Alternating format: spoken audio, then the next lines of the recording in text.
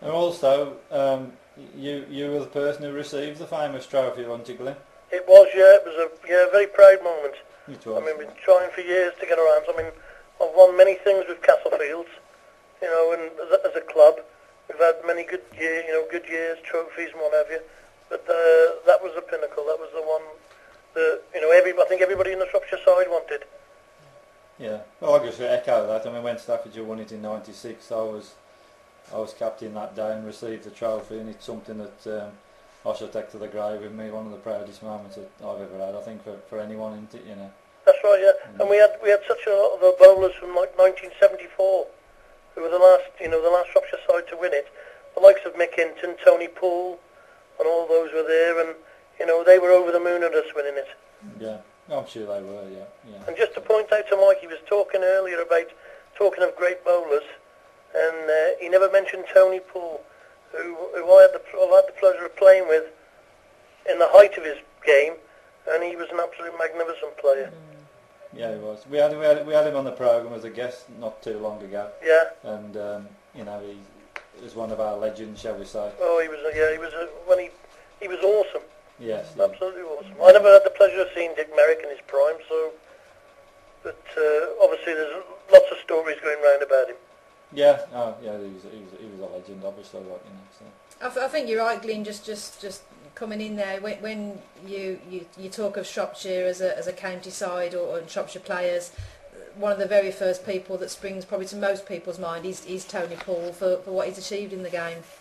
That's correct. Yeah, I mean it was a year I think it was in the 70s where he had an unbelievable year.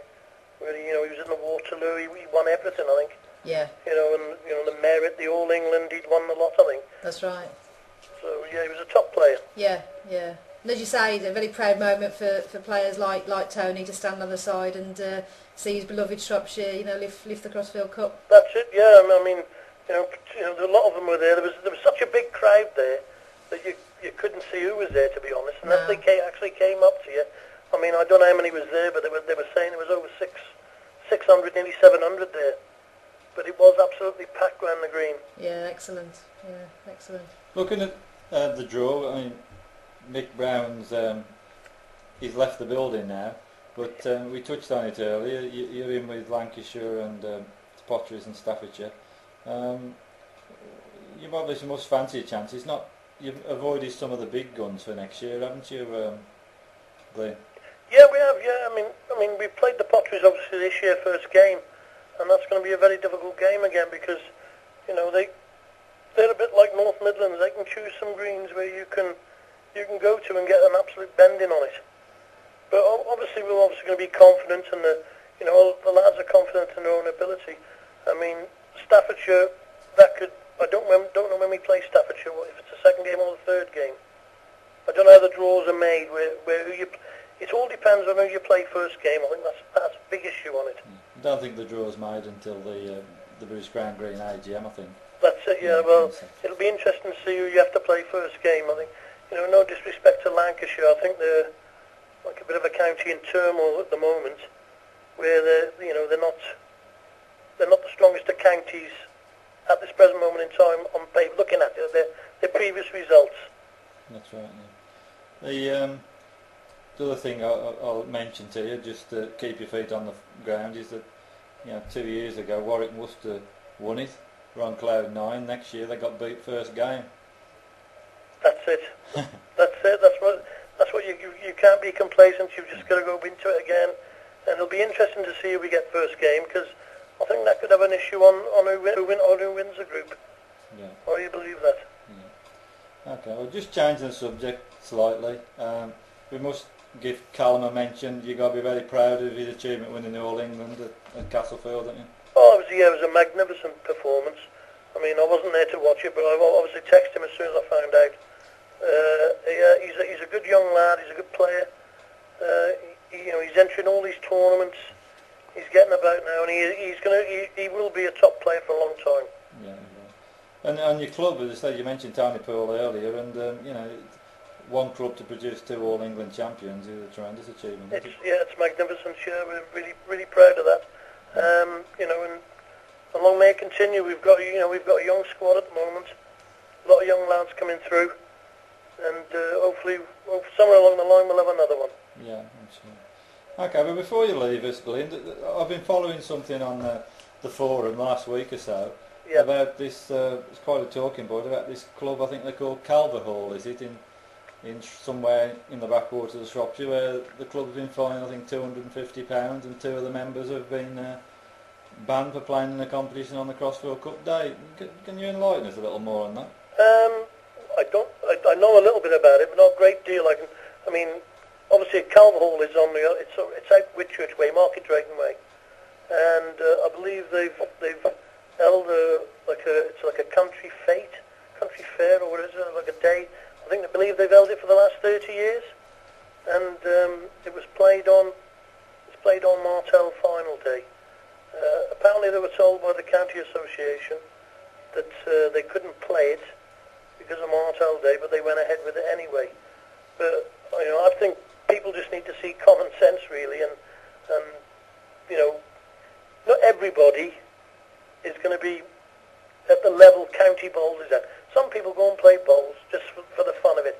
They may not even play in a league, and to stop somebody playing a game that's been going on for 30 years, and it's a country fair, if you like, I think it's a bit silly of the association, really. I think everybody needs to get together and see a bit of sense, and just try and encourage people to play bowls instead of trying to ban them. I mean, I noticed this sort of made headlines in the Shropshire newspapers, and I think that there's even a petition going up, isn't it? But as you say, it seems to be like a village fun day. There's probably none of the people there who've ever been to a county match, and it's as Jimmy Parker put on, it seems a bit of Big Brother, doesn't it, taking over?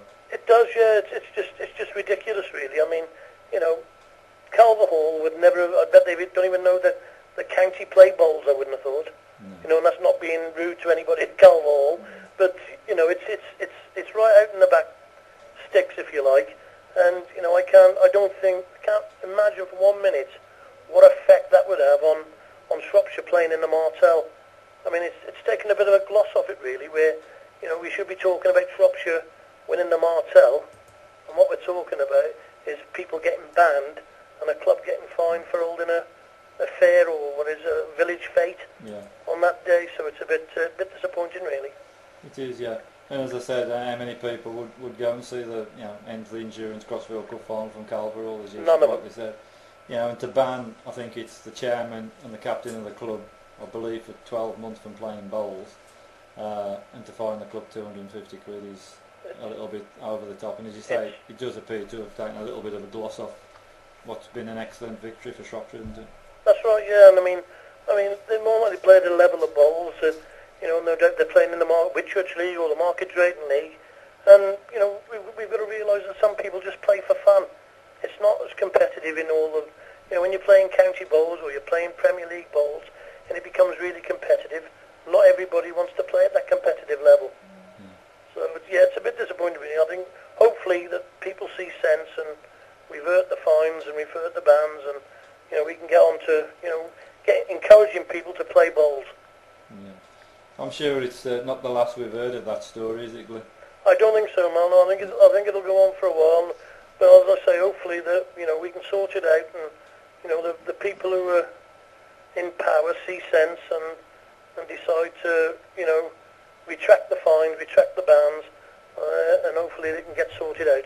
Yeah. Okay, well, anyway, that's it, Glenn. I mean, thanks for joining us. Congratulations again to all the sprout pickers on lifting the trophy. It's nice to have it in the Midlands, and wish you all the best, and thanks for joining us today. You've been a great guest on the programme, Glenn. Cheers, thank you, Mel. Thank you, Lynn. Good night, Glenn. Appreciate everything you're doing. Keep this good show going. Thank you very much. Okay, thanks very much. Thank you. Bye-bye. Good night. Bye-bye. Well, that was Glenn Herbert, who was the captain of the successful Shropshire winning Ensley Insurance Crossfield Cup team.